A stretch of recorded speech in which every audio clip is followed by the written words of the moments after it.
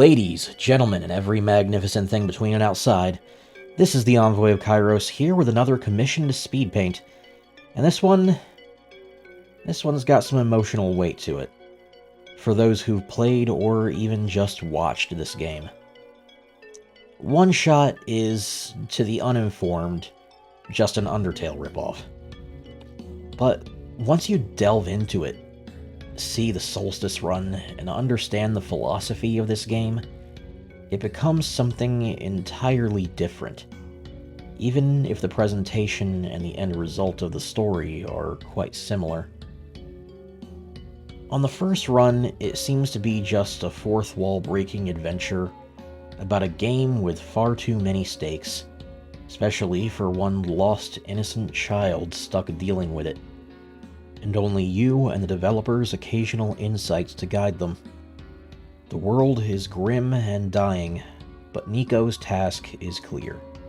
Deliver the new sun to its tower, and allow light and life to proliferate once more across this lonely little world. But even on the first run, it's quite clear that the sun only saves them from one of many gradual, inevitable ends. Population has rapidly declined and emptied the world. Glitches have trapped, corrupted, and erased people and places, and many of the world's inhabitants have already given up hope, even if the sun were to be restored. And yet there's the very optimistic and hopeful Nico on the path to brighten the world. A child of merely 8 years old, seeing the best in everyone and everything, no matter how dark the situation gets. These people may be hopeless now, but maybe, if they can just bring light to this world, restore the sun, then they'll find hope and peace. Maybe Nico could solve it all for them. They have to. In the Solstice run, this conflict comes into play on a far greater scale. As the glitches overrun the world and make completing their task truly impossible, Nico is forced to work with the developers' last-ditch effort to restore the entire system the world runs on, face the cause of the corruption and errors directly in the hopes of saving both Nico and this world permanently, rather than locking them in an endless, hopeless stalemate. The world machine that runs this world cannot see a way forward that's good for anyone, and has given up all hope, just as many of the world's citizens have. All they want is to save Nico, because this world and its artificial people mean nothing to it. It's ignorant to how real they've all become, and how many here were once beings of flesh and blood themselves.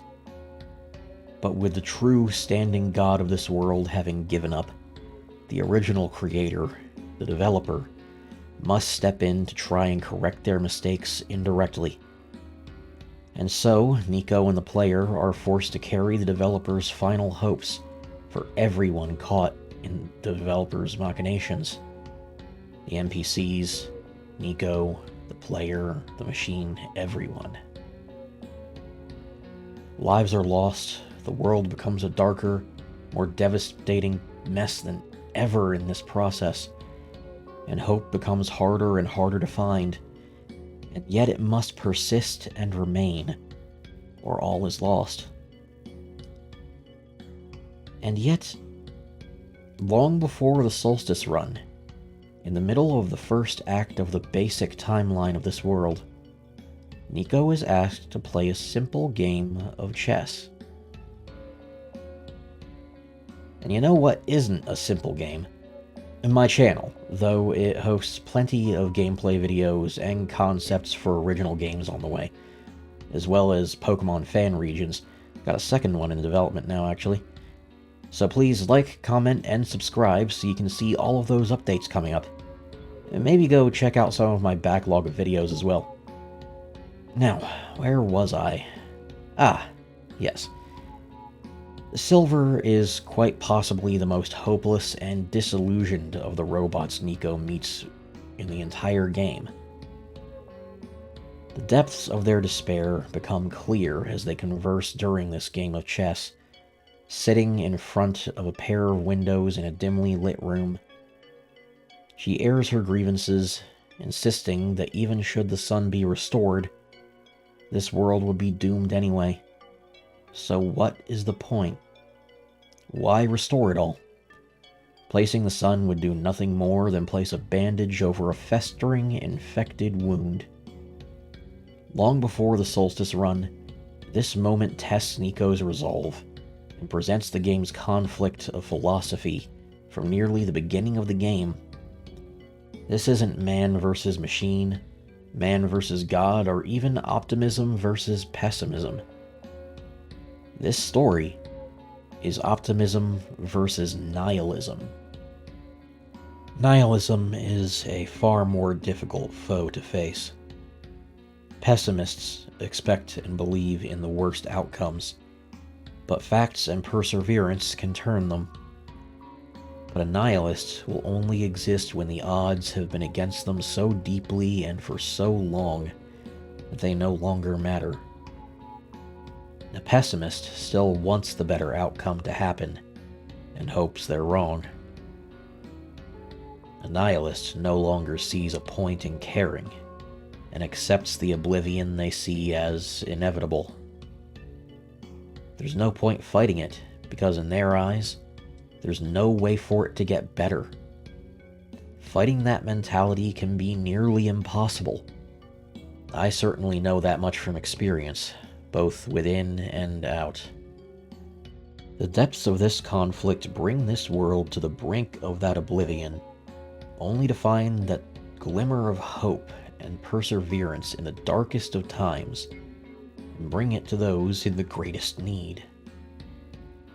And yet, from the beginning of this story, Nico already faces a microcosm of this very problem. A lonely, isolated, sentient machine, tucked in a dark corner of the world, who believes there's no hope, and that Nico should leave and find peace in their own life, instead of meddling with the doomed.